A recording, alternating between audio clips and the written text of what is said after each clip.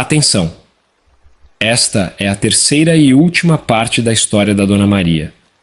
Se você ainda não assistiu a primeira e muito menos a segunda parte, pare agora mesmo. Não continue assistindo este vídeo, pois você vai ficar sem entender nada, completamente perdido, pois essa história continua exatamente de onde paramos na parte anterior. Mas não se preocupe, se você ainda não viu a primeira ou a segunda parte, clica aqui neste card acima que aparece na sua tela. Ou pode encontrar logo abaixo no primeiro comentário fixado deste vídeo, assista lá e depois volte aqui para ver esta parte final.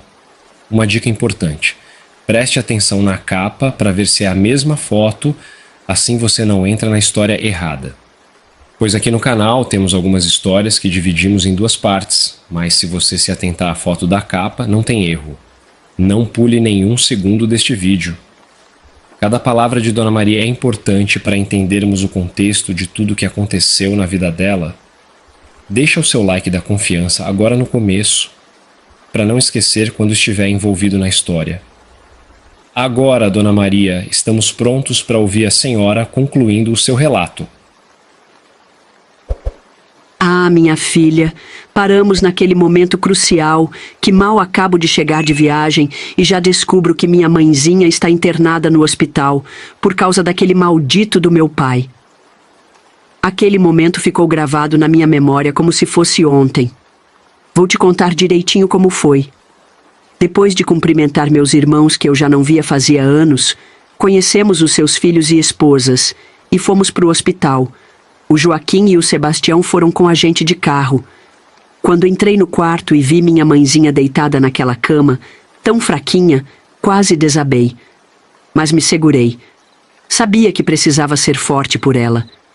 Minha mãe abriu os olhos bem devagar, cheia de hematomas que aquele cão fez nela. Quando me viu, um sorrisinho fraco apareceu no rosto, daqueles que apertam o coração da gente de tanta emoção. Maria, minha filha, ela falou, a voz tão baixinha que eu mal ouvia. Você veio. Daí ela baixou os olhos e viu minha barriguinha já aparecendo no vestido. Os olhos dela se arregalaram um pouquinho, brilhando de um jeito diferente.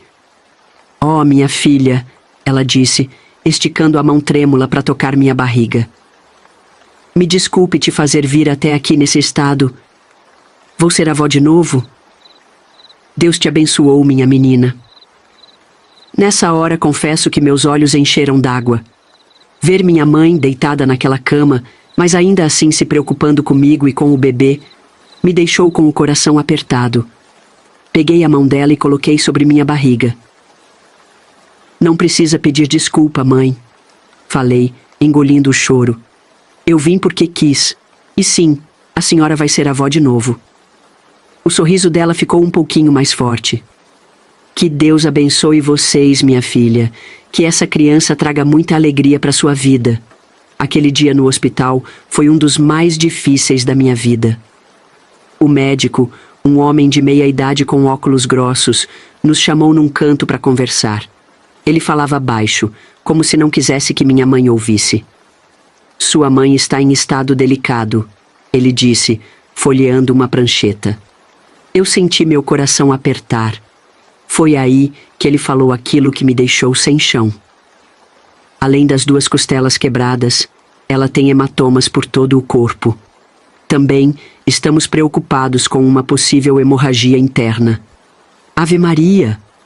Quando ouvi costelas quebradas, hemorragia interna, minhas pernas ficaram bambas, e se o Agenor não tivesse me segurado pelo braço, acho que eu teria caído ali mesmo.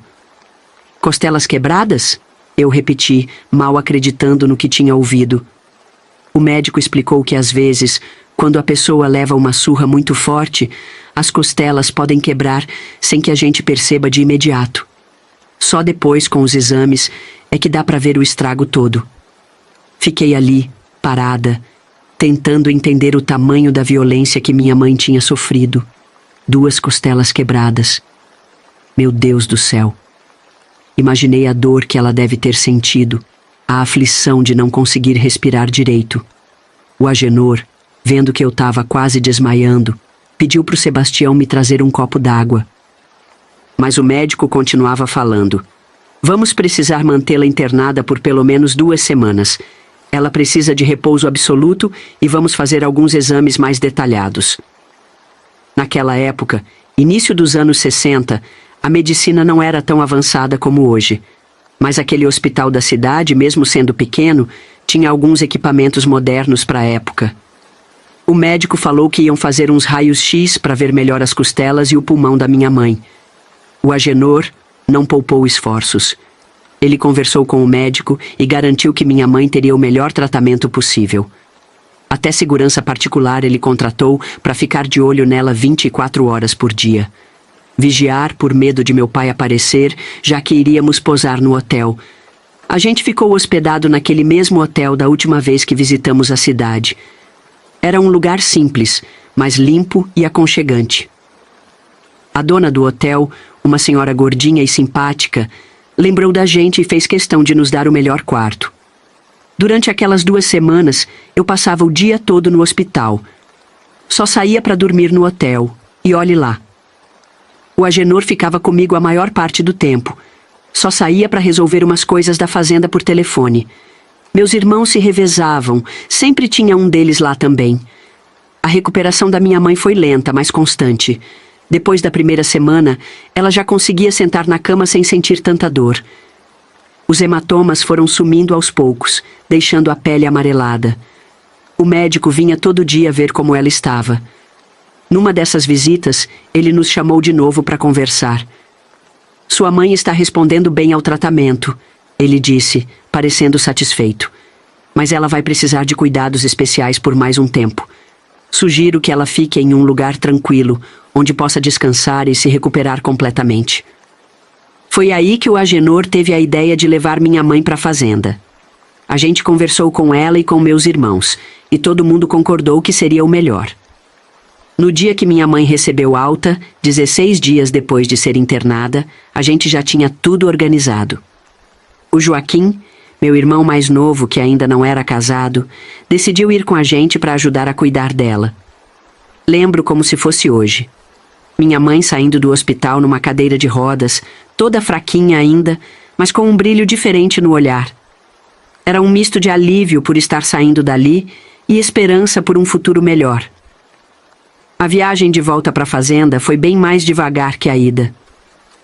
A gente parava de 2 em 2 horas para minha mãe descansar e para eu poder esticar as pernas e fazer um xixizinho. No caminho, o Agenor ia explicando para o Joaquim como eram as coisas na fazenda, que tipo de trabalho ele poderia fazer. Meu irmão ouvia tudo com atenção, dava para ver que ele estava animado, com a expectativa por essa nova vida. Chegamos na fazenda já de noitinha. A dona Gertrudes tinha preparado tudo com muito carinho, mas quando vi onde minha mãe ia ficar, senti um aperto no peito. Era aquele mesmo quarto onde eu tinha me deitado com João. Desde aquele dia, eu nunca mais tinha pisado lá dentro. Olhei para o Agenor, meio sem jeito, e ele percebeu meu desconforto. Maria, ele disse baixinho, só para mim ouvir. Sei que não é fácil para você, mas aqui é o melhor lugar para sua mãe. Ela não vai precisar subir escadas. Eu entendi o que ele queria dizer. Era verdade. Minha mãe ainda estava fraca demais para ficar subindo e descendo. Mas isso não mudava o fato de que era muito estranho entrar naquele quarto de novo. Parecia que as paredes guardavam as lembranças daquela noite, e eu podia sentir elas me olhando. Mesmo assim, engoli em seco e entrei. A dona Gertrudes tinha feito um trabalho e tanto para deixar o lugar aconchegante. Tinha flores frescas num vaso na mesinha e umas almofadas especiais na cama para minha mãe ficar mais confortável. Enquanto ajudava a acomodar minha mãe, tentei afastar os pensamentos ruins. Disse para mim mesma que aquele quarto agora ia ter novas lembranças, boas lembranças da recuperação da minha mãe. Mas no fundo, sabia que ia levar um tempo para eu me sentir completamente à vontade ali. Naquela noite, deitada na nossa cama, o Agenor me abraçou forte. Eu me aconcheguei nele e disse: "Obrigada, Agenor.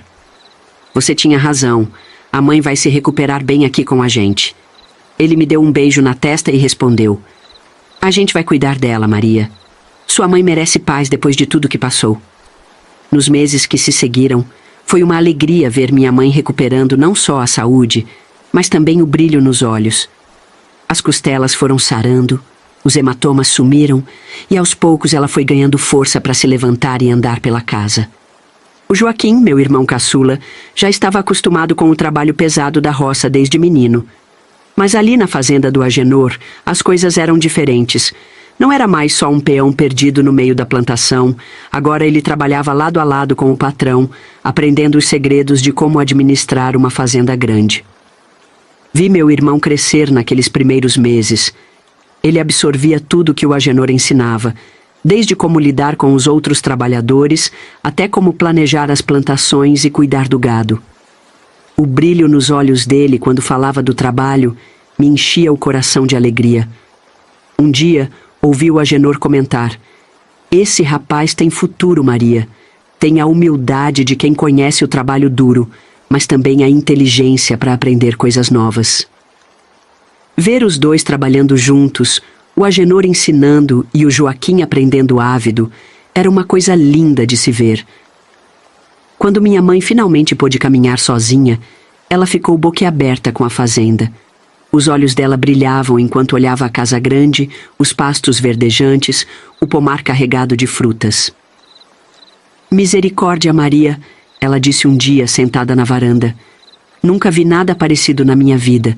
Pelo menos seu pai fez uma coisa que presta nessa vida, afinal. Te arranjou um bom marido, mesmo que tenha sido daquela maneira torta dele." Eu sorri, meio sem graça. A mãe tinha razão. A mãe e Dona Gertrudes viraram praticamente irmãs de criação. Desde o primeiro dia, elas se entenderam num instante. Minha mãe, mesmo machucada e fraca, adorava os elogios que Dona Gertrudes fazia de mim e do bebê que estava para nascer. E qual mãe não gosta de ouvir elogios sobre seus filhos, não é mesmo? Mas o que mais impressionava era o gênio dela. Mesmo no estado em que estava, minha mãe não conseguia ficar parada. Mal tinha se recuperado e já estava tentando ajudar nas pequenas tarefas da cozinha. Dona Gertrudes precisava ficar no seu pé para ela descansar. "Dona Teresa", ela dizia, meio séria, mais carinhosa, "a senhora ainda está se recuperando. Senta aí e me deixe trabalhar." Minha mãe sorria, meio envergonhada, mas obedecia. Mas não por muito tempo. Logo estava ajeitando um pano aqui, arrumando uma panela ali. Era da natureza dela não conseguir ficar parada, sempre precisando fazer algo para se sentir útil. Às vezes eu olhava para elas duas e ria, uma querendo cuidar, a outra querendo ajudar. Era uma parceria e tanto que se formou ali, naquela cozinha grande da fazenda. Quanto a mim, bem, minha barriga só crescia. Já estava com uns 7 meses e o bebê não parava de se mexer. Com minha mãe por perto, me sentia mais segura para enfrentar o que viesse. Eu estava feliz demais. Mas, como na minha vida desde pequena, nem tudo eram flores. Logo vieram as complicações. Foi numa tarde de domingo. A gente estava todos na sala, conversando depois do almoço, quando o telefone tocou. Era o João, meu irmão. Minha mãe atendeu e eu vi na hora que tinha algo errado. O rosto dela ficou pálido, as mãos começaram a tremer. Tentei perguntar o que estava acontecendo, mas ela desconversou. Conhecendo minha mãe como eu conhecia, sabia que ela estava escondendo algo para não me preocupar. Não aguentei. Peguei o telefone da mão dela e falei com João. Foi aí que ele me contou, a voz trêmula do outro lado da linha. "Maria, o pai não para de ir na minha casa e na dos outros para saber da mãe. Diz que está arrependido, que quer voltar para ela." Senti um frio na barriga, mas o pior ainda estava por vir. "Ele voltou a morar lá na casa velha", João continuou.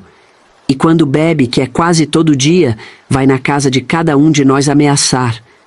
Diz que se não contar onde a mãe tá, vai matar a gente e nossos filhos, um por um." Fiquei em choque. O telefone quase caiu da minha mão. O Agenor, vendo o meu estado, veio correndo, perguntando o que tinha acontecido. Contei tudo para ele e para o Joaquim. Minha mãe, coitada, começou a chorar baixinho no canto da sala. O medo que ela tinha superado nesses meses todos voltou com tudo. O Agenor ficou sério, pensativo. Depois de um tempo, ele falou: "A gente precisa fazer alguma coisa. Não podemos deixar esse homem aterrorizar a família toda." Passamos a tarde inteira discutindo o que fazer. O Joaquim queria ir lá enfrentar o pai, mas a gente conseguiu convencer ele que isso só ia piorar as coisas. No fim, o Agenor teve uma ideia. "Vou contratar uns homens de confiança para ficarem de olho na casa dos seus irmãos, Maria. Se seu pai aparecer por lá fazendo ameaças, a gente fica sabendo e pode chamar a polícia." Não era uma solução perfeita, mas era melhor que nada. Naquela mesma noite, o Agenor fez umas ligações e no dia seguinte já tinha gente de confiança dele vigiando as casas dos meus irmãos. Os dias que se seguiram foram tensos. A cada toque do telefone, meu coração disparava. Minha mãe andava assustada, olhando para os lados como se esperasse ver meu pai aparecer a qualquer momento. Ela temia ele nos encontrar. "Minha filha, o que vou te contar agora me deixou com tanta raiva na época que até hoje, quando lembro, meu sangue ferve. Uma noite, eu e a mãe estávamos tomando um chazinho. Eu me vi em uma oportunidade e decidi perguntar uma coisa que eu sabia que ia doer fundo na minha mãe. Mas eu tinha que entender o que tinha feito meu pai perder totalmente a cabeça naquela última agressão." A mãe suspirou fundo, ajeitou o vestido e disse que era um assunto muito delicado. Mas como eu tinha ajudado ela tanto, sentia que tinha a obrigação de me contar a verdade. Eu fiquei ali, sentada na beirada da cadeira, o coração batendo forte de ansiedade. Foi então que ela começou a contar que descobriu tudo pela comadre Zefa, uma santa mulher que todo mundo respeitava na cidade. Era parteira de mão cheia e confidente de muitas famílias. A mãe e ela se conheciam desde que eram crianças. A comadre Zefa tinha feito o parto da filha de um viúvo, seu Antônio, que conhecia muito bem meu pai. Foi ele quem contou tudo para ela, com todos os detalhes.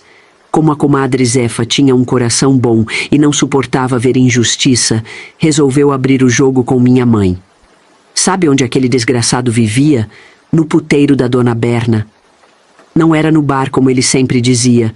Todo santo dia voltava para casa bêbado, dizendo que tinha estado no bar, mas era mentira. Fazia anos que ele frequentava aquele lugar sem vergonha descarado. E não é só isso, não. Todo o dinheiro que ele pegava, principalmente o dinheiro dos nossos dotes, que era para ser guardado, ele gastava lá. A mãe descobriu que ele pegava 3 a 4 mulheres numa mesma noite. Enquanto isso, a gente vivia passando necessidade em casa, ele reclamando todo santo dia que não tinha dinheiro para nada. Quando a mãe soube disso tudo, ficou possessa da vida. Num dia, tomou coragem e foi até o puteiro pegar ele no flagra. Entrou decidida, procurando por todos os cantos. Quando encontrou, viu ele rindo alto, com uma perdida sentada pelada no colo dele. No momento que ele viu a mãe ali, a cara dele mudou na hora. Ficou vermelho que nem um pimentão, começou a gritar feito um louco, dizendo que ela tinha ido ali para trabalhar também. Mas a mãe, firme que só ela, respondeu que estava ali, porque sabia muito bem que era lá que ele vivia enfiado. Ele queria muito saber quem tinha contado tudo para ela.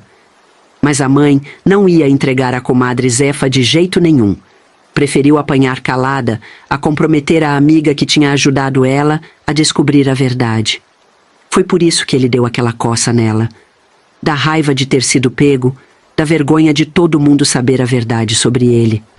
Um homem que se dizia de respeito, mas gastava o dinheiro dos filhos com mulher da vida. A mãe me contou isso tudo com lágrimas nos olhos. Que o pai não valia nada eu já sabia, mas que ele traía a mãe daquele jeito, eu nunca imaginei. Naquela noite, abracei minha mãe com força. Agradeci a Deus e Nossa Senhora por ela estar ali com a gente, protegida na fazenda do Agenor, longe daquele homem que não merecia ser chamado de pai. O tempo foi passando e finalmente chegou o grande dia. Minha bolsa estourou na madrugada. O Agenor me levou às pressas para o médico da cidade onde eu fazia o pré-natal. Foi uma emoção sem tamanho quando nossa filhinha nasceu. Apesar da dor que senti, que foi tremenda, Só que graças a Deus é só na hora mesmo. Decidimos chamar ela de Angelina, em homenagem à mãe de Angenor. Nos dias que se seguiram, vivi a maior emoção da minha vida. No resguardo, fui bem cuidada pela minha mãe e pela dona Gertrudes. As duas se revezavam, sempre atentas às minhas necessidades e às da pequena Angelina. A bebê era um amor, mamava bem no peito e quase não chorava à noite. O Agenor estava radiante de alegria. Angelina era sua primeira filha e ele não cabia em si de tanto orgulho. Vivia mostrando a menina para todo mundo que aparecia na fazenda, contando os dedos dela, admirando cada avanço que ela fazia. Quando Angelina completou 2 meses, decidimos que era hora de batizá-la. O Agenor fez questão de organizar uma cerimônia linda na igreja da cidade. Convidamos toda a família e os amigos mais próximos. Na manhã do batizado, vesti Angelina com um vestidinho novo, branco todo rendado. Coloquei uma touquinha de renda na cabecinha dela, que já começava a mostrar uns fiozinhos de cabelo loiro. Ela parecia um anjinho de verdade. O Agenor estava uma pilha de nervos, todo arrumado no seu terno elegante. Ele não parava de arrumar a gravata e verificar se tudo estava perfeito. A dona Gertrudes tinha preparado um almoço de festa para depois da cerimônia. Os padrinhos que escolhemos eram o Joaquim, meu irmão, e a dona Gertrudes. Achamos justo, já que ela tinha sido quase uma segunda mãe para mim desde que cheguei na fazenda. Durante a cerimônia, Angelina ficou quietinha, olhando curiosa para tudo ao redor. Quando o padre derramou a água benta na cabecinha dela, ela nem chorou, só fez uma carinha de surpresa que deixou todo mundo sorrindo. O momento mais emocionante foi quando o Agenor segurou Angelina nos braços para apresentar ela à congregação. Vi lágrimas nos olhos dele, parecia tão orgulhoso, tão feliz. Depois da cerimônia, todos foram para a fazenda para comemorar. A mesa estava farta. Ver minha mãe ali, sorrindo e ajudando a cuidar da Angelina, me encheu o coração de alegria. Ela parecia mais feliz e saudável do que nunca, longe daquela vida sofrida que levava antes. O Agenor tinha cumprido sua promessa de cuidar dela, e eu era grata por isso. Naquela noite, antes de dormir, agradeci a Deus por todas as bênçãos. Pedi que Ele protegesse sempre minha Angelina e nos desse forças para sermos uma família unida, com todo o amor que essa criança merecia. Nos dias seguintes ao batizado, notei que o Agenor e o Joaquim andavam meio esquisitos, cochichando pelos cantos. Um dia, eles nos colocaram, eu e a mãe, na caminhonete. Disseram que tinham uma surpresa pra gente. Nos levaram até as terras ao lado do riacho, um lugar bonito que eu sempre admirava quando passávamos por ali. Foi então que eles revelaram a surpresa. O Agenor tinha decidido construir pequenas casas ali, criando uma espécie de vila para minha família. Eu e a mãe nos abraçamos, chorando de emoção. Não dava para acreditar que aquilo estava acontecendo de verdade. O Agenor, com aquele jeito querido dele, meio sem jeito, explicou que queria que toda a família estivesse unida e segura. Quando chegamos perto das casas, mal pude acreditar no que via. Eram 4 construções simples, mas bem feitas, cada uma pintada de uma cor diferente. Azul clara, verde suave, amarelo gema e rosa claro. Joaquim, todo empolgado, nos levou para dentro. O piso era de madeira. Na cozinha, tinha um fogão a lenha. Os quartos eram pequenos, mas tinham espaço para camas e até um quarto separado para as crianças, com beliches simples. Joaquim contou que tinha ajudado a pensar em cada detalhe, lembrando das necessidades de cada um dos meus irmãos. Foi aí que minha mãe entendeu. Essas casas eram para o Sebastião, João, José e Pedro. Vi que a mãe não parava de chorar. Então ela resolveu lembrar das minhas irmãs mais velhas, Josefa e Benedita, que não estariam ali com a gente. Ela começou a chorar, com medo de nunca mais ver as filhas. Abracei minha mãe, tentando acalmar ela. Prometi que a gente deixaria o número de telefone da fazenda com seu manual da venda, para que um dia, se Josefa e Benedita quisessem nos encontrar, pudessem. Mas dava para ver que o medo dela era grande, como se ao trazer todos para lá, estivéssemos cortando os últimos laços com o passado e com as meninas. Eu mal podia esperar para contar para os meus irmãos. Chegando na fazenda, fui correndo ligar para a venda do seu Manuel, que era nosso ponto de contato. Pedi para ele avisar meus irmãos para me ligarem de volta assim que possível. A gente ali em casa não via a hora do telefone tocar. Quando o Pedro retornou a ligação, mal consegui conter a emoção ao contar a novidade. Ouvi o choro dele do outro lado da linha. Maria, ele disse com a voz chorosa, tô passando vergonha aqui na frente das pessoas, mas não consigo parar de chorar de alegria. Pedi para o Pedro falar com os outros irmãos, o Sebastião, o João e o José, para ver se eles aceitavam vir morar ali com as esposas e os filhos. Era uma chance de recomeçar, de deixar para trás todo o sofrimento que tinham passado. Nos dias que se seguiram, fiquei ansiosa esperando notícias. O Agenor já estava fazendo planos, pensando em como poderia dar trabalho para todos na fazenda ou ajudar eles a montarem seus próprios negócios.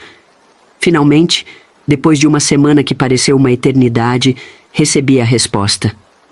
Todos os meus irmãos tinham aceitado a proposta.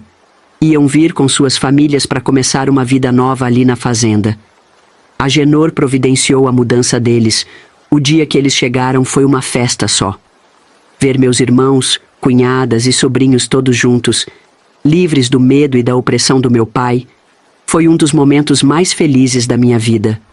A mãe chorava e ria ao mesmo tempo, abraçando cada um dos filhos e netos.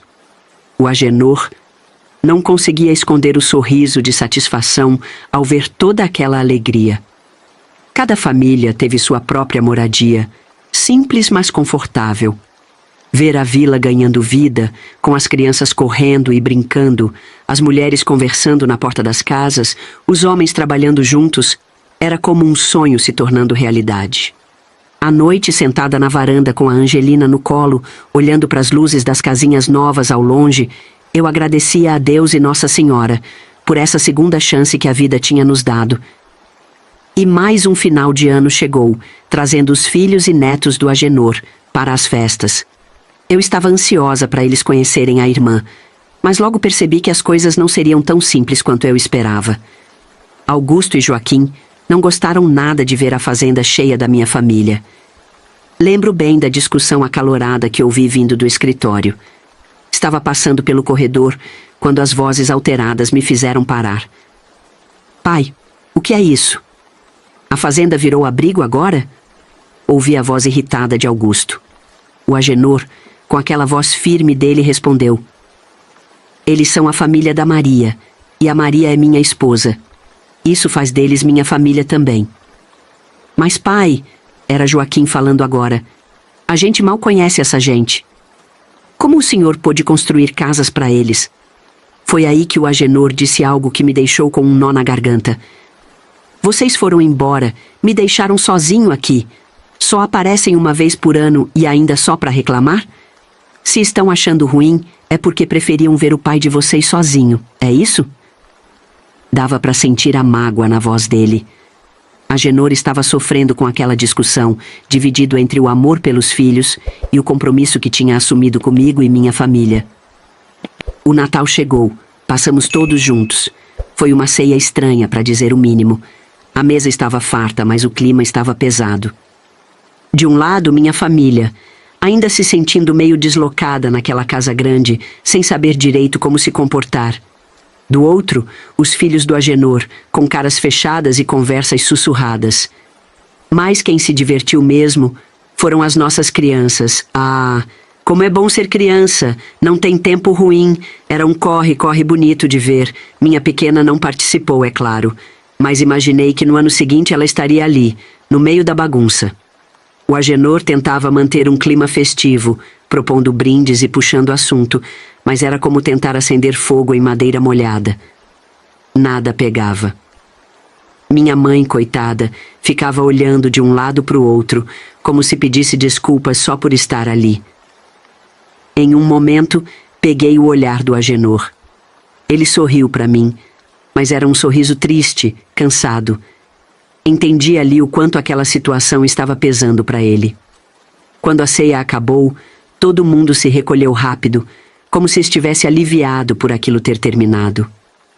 Não teve briga, graças a Deus, mas também não teve a alegria que deveria ter numa festa de Natal. No dia 27, algo aconteceu que mudou tudo. A Aninha, que já estava com 7 anos, brincava alegremente no quintal com as outras crianças. O som das risadas enchia o ar, trazendo um pouco de leveza depois daquele Natal tenso. De repente, um grito agudo cortou a tarde. Aninha tinha sido picada por uma jararaca do campo que estava escondida entre os arbustos. João, meu irmão, que estava por perto ajudando na manutenção de uma cerca, ouviu o alvoroço e correu para ver o que estava acontecendo. Quando chegou e viu a menina no chão, chorando e com a perna inchando rapidamente, ele não hesitou. Sem pedir permissão a ninguém, João se ajoelhou ao lado de Aninha. Com uma coragem impressionante, ele começou imediatamente a sugar o veneno do ferimento com a própria boca, cuspindo de lado.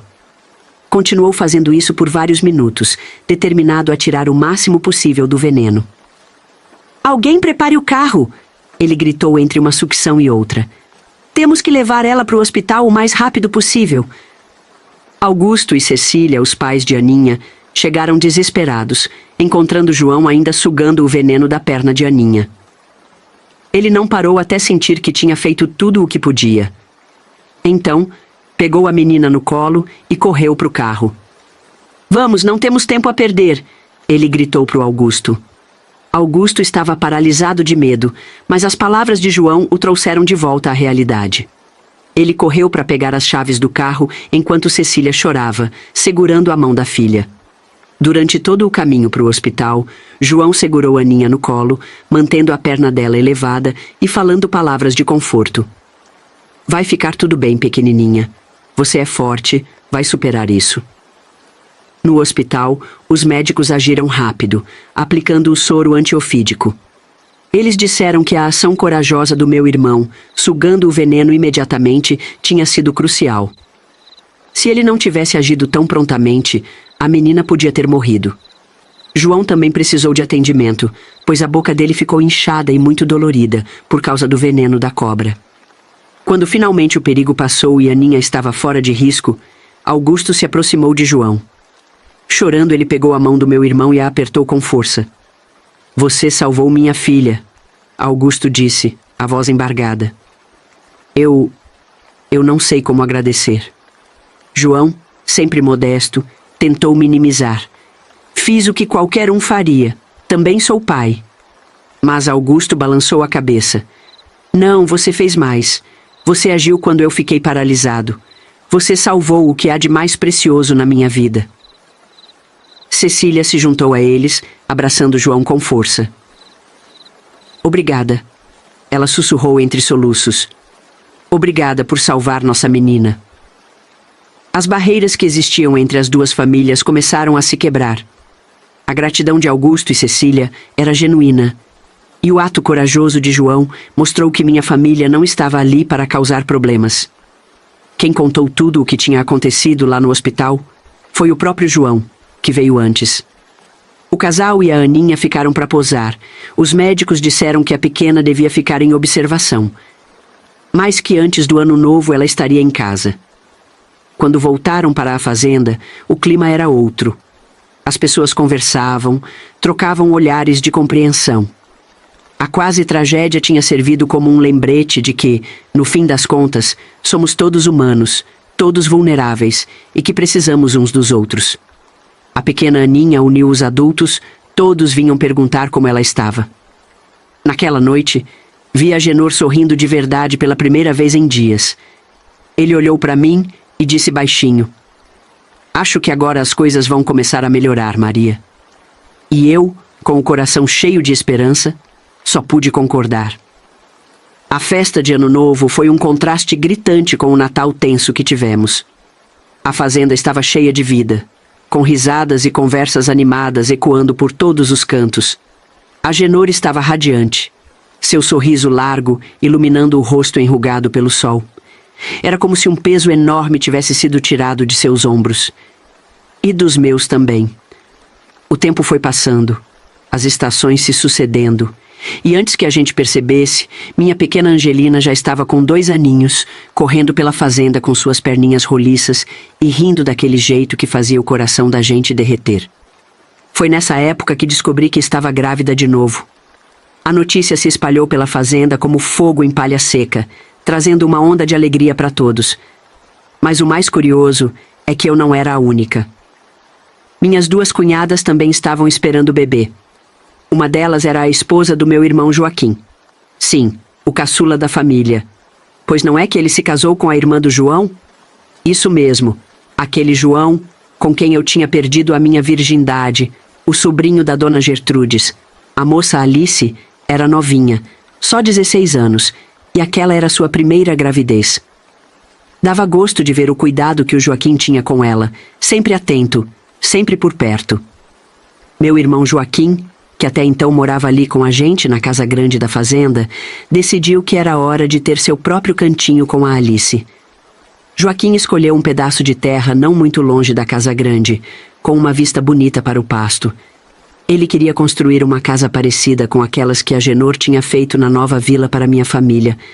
Não queria nada muito grande ou luxuoso, só um lugar aconchegante onde pudesse criar seu filho com Alice. Foi bonito de ver como todos se juntaram para ajudar na construção. Meus outros irmãos, Agenor, até mesmo alguns dos trabalhadores da fazenda, ofereceram uma mão nos fins de semana. Quando a casa ficou pronta, era uma graça. Fizemos uma pequena festa de inauguração. Todo mundo levou um presentinho para a nova casa. Ver Joaquim e Alice, tão jovens, mas tão cheios de planos e sonhos, entrando naquela casa nova, me encheu os olhos d'água. Era mais uma família se formando, mais uma história começando ali na nossa fazenda. A única coisa constrangedora foi que tive que encarar João cara a cara, coisa que eu vinha evitando desde aquele dia, que você bem lembra. Mas sabe de uma coisa? Eu e ele estávamos bem resolvidos em nossas vidas. Não foi tudo aquilo que eu pensava que seria. João já estava casado com a amada dele e já eram pais de 2 meninos levados. Lembro de como ele me olhava de longe, com um misto de alívio e gratidão nos olhos. Certamente estava feliz por eu não ter engravidado dele naquela época confusa das nossas vidas. Graças a Deus, eu percebi, ali, naquele momento, que eu tinha superado essa situação na minha vida. A fazenda estava se transformando num verdadeiro formigueiro de gente.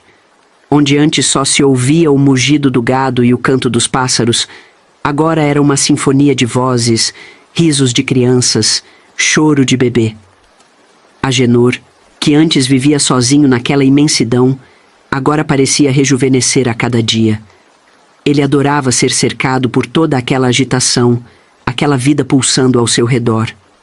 Às vezes, eu o pegava sentado na varanda, olhando para toda aquela movimentação com um sorriso sereno no rosto. As gravidezes simultâneas viraram o assunto principal da fazenda.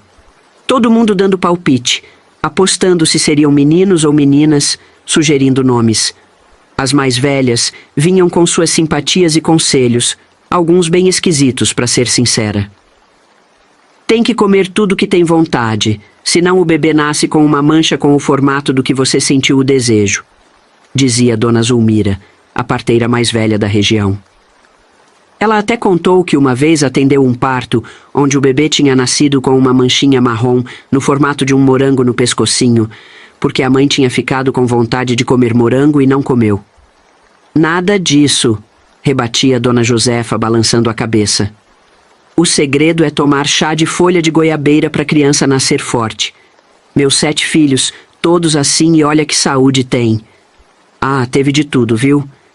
Desde não passar embaixo de escada para a criança não nascer com o cordão enrolado no pescoço, até não cortar o cabelo para não encurtar a inteligência do bebê. Mas o mais engraçado foi quando Dona Gertrudes disse que não podia olhar para a lua cheia, senão o bebê nasceria com cara de lua. Passei um mês inteiro desviando o olhar do céu toda vez que saía de noite. Olha, é cada bobeira que a gente acredita por medo. Se for dar ouvidos para tudo, a gente acaba ficando louca. E você, minha querida, que já é mamãe, Tinha pessoas para dar palpites esquisitos na sua gravidez? Nos conte. Adoraria saber. A verdade é que nesta minha segunda gravidez eu estava plena, adorando cada momento. Diferente da primeira, quando vivi tantos momentos de medo e incerteza, agora eu podia curtir cada mudança no meu corpo, cada mexidinha do bebê, com tranquilidade e alegria. Os filhos do Agenor, que antes só apareciam nas festas de fim de ano, começaram a visitar a fazenda com mais frequência. Vinham no Dia dos Pais, passavam temporadas no meio do ano, nas férias escolares das crianças deles. Não perdiam por nada as festas de São João que minha família organizava em julho. O Agenor até brincava, dizendo com aquele jeito maroto dele: "Esses meninos não vêm pelo pai, não. Vêm é pela bagunça." Numa dessas visitas aconteceu algo que mudou tudo nas nossas vidas, especialmente na vida da minha mãe. A Helena, esposa do Joaquim, filho do Agenor, trouxe o pai dela, seu Tadeu, que era viúvo. Disseram que ele estava quase entrando numa depressão. Fazia 3 anos que a mãe da Helena tinha falecido e o homem não saía para lugar nenhum. Foi preciso muita insistência para ele aceitar esse passeio na fazenda. Quando chegaram, fomos receber eles. Vi o momento exato em que minha mãe e seu Tadeu se olharam pela primeira vez. Foi como se o tempo tivesse parado por um instante. Aquele primeiro olhar dizia muita coisa, mais do que qualquer palavra poderia expressar. Nos dias que se seguiram, era bonito de ver como os dois se conectaram. Conversavam por horas a fio, sobre tudo e sobre nada. Minha mãe parecia ter rejuvenescido uns 20 anos. Seus olhos brilhavam de um jeito que eu nunca tinha visto antes. Ela ria com gosto das histórias que seu Tadeu contava, e ele parecia fascinado com cada palavra que ela dizia. Eu estava feliz demais vendo minha mãe assim. Depois de tudo que ela tinha passado, de todo o sofrimento que aquele monstro que chamávamos de pai tinha causado, era como se ela finalmente estivesse descobrindo que a vida podia ser leve, que podia ser boa. Quando chegou a hora deles irem embora, percebi que minha mãe ficou tristinha. Ela tentava disfarçar, mas eu conhecia bem demais aquele olhar. Mesmo assim, ela nunca mencionava nada além de uma amizade com seu Tadeu. Falava dele com carinho, mas sempre mantendo uma certa distância, como se tivesse medo de admitir que poderia ser algo mais. Foi aí que eu e meus irmãos resolvemos tomar uma atitude. Numa tarde, depois do almoço, sentamos com ela na varanda. Começamos a conversar sobre coisas triviais, até que eu criei coragem e toquei no assunto. "Mãe", eu disse, "a senhora tá feliz, não tá?" Ela deu um sorriso meio sem graça. "Claro que tô, minha filha. Tenho vocês, tenho meus netos, tenho uma vida boa aqui." Meu irmão mais velho, o Sebastião, sempre mais direto, foi logo ao ponto. "A gente tá falando do seu Tadeu, mãe. A senhora gosta dele, não é?" Vi o rosto dela corar como o de uma mocinha. Ela baixou os olhos, começou a mexer nervosamente no avental. "Que é isso? Seu Tadeu é só um amigo." Foi então que decidimos que era hora de convencer ela a se dar uma oportunidade. Expliquei para ela que ela merecia conhecer o amor de verdade, o amor entre um homem e uma mulher. Que ela nunca tinha tido essa chance, vivendo todos aqueles anos com aquele homem que só sabia machucar. "Mãe", eu disse, segurando a mão dela, "a senhora passou a vida inteira cuidando da gente, se sacrificando. Agora é hora de pensar um pouco na senhora também." Meus irmãos concordaram. Um deles até brincou. "E olha que o seu Tadeu é um homem de respeito, viu?" Já investigamos tudo. Ela riu, mas dava para ver que estava emocionada. "Vocês acham mesmo?" ela perguntou, a voz meio trêmula. "Achamos", respondemos em coro. Naquela noite, vi minha mãe sentada sozinha na varanda, olhando para o céu estrelado. Me aproximei devagar e sentei do lado dela. "No que a senhora está pensando?" perguntei. Ela ficou um tempo em silêncio, depois disse baixinho: "Tô pensando que talvez não seja tarde demais para mim, né, Maria?" Abracei ela forte, sentindo meus olhos se encherem de lágrimas. Nunca é tarde demais para ser feliz, mãe. Nos dias que se seguiram, notei que minha mãe estava diferente. Mais animada, mais cuidadosa com a aparência. Até pediu para eu ajudar ela a escolher uns vestidos novos na próxima ida à cidade. Quando seu Tadeu voltou para visitar, trazido mais uma vez pela filha e o genro, o reencontro foi lindo de se ver. Os dois, já sem tanto medo de demonstrar o que sentiam, se abraçaram com carinho. Vi minha mãe corar quando seu Tadeu elogiou o vestido novo dela. A fazenda toda parecia mais alegre com aquele romance florescendo. As crianças adoravam seu Tadeu, que tinha sempre uma história engraçada para contar. Agenor, vendo a felicidade da minha mãe, fez questão de convidar seu Tadeu para ficar mais tempo. Helena e eu ficamos ainda mais próximas, mais amigas. Ela contava que seu pai ficava ansioso para ver a dona Teresa, que ele também estava mais vaidoso, saindo daquele luto interminável. Um dia, peguei os dois de mãos dadas, caminhando pelo pomar. Minha mãe ria de algo que seu Tadeu dizia, e o som daquela risada era a coisa mais linda que eu já tinha ouvido. Era o som da felicidade, da liberdade, do amor chegando finalmente na vida dela. Naquela noite sentei com Agenor. Ele olhou para mim e disse, com aquele jeito sábio dele: "Tá vendo, Maria? A vida às vezes demora, mas acaba dando um jeito de consertar as coisas. O tempo realmente não perdoa ninguém. Olhando para trás, parece que foi ontem que cheguei nesta fazenda, jovem e assustada, sem saber o que o futuro me reservava. E agora, aqui estou eu, com 82 anos, rodeada por uma família que cresceu mais do que eu jamais poderia imaginar. No total tive 4 filhos. Minha Angelina, a primogênita, veio como um raio de sol depois de tanta tempestade. Depois vieram meus 3 meninos, Heitor, Paulo e Antônio. Cada um deles trouxe uma alegria diferente para a nossa vida, preenchendo a fazenda com risadas, choro e todas as bagunças que só crianças sabem fazer. Hoje, sou avó e até bisavó. É uma sensação incrível ver minha família se estendendo através das gerações. Às vezes, quando estamos todos reunidos, olho ao redor e mal posso acreditar que tudo isso começou comigo e Agenor.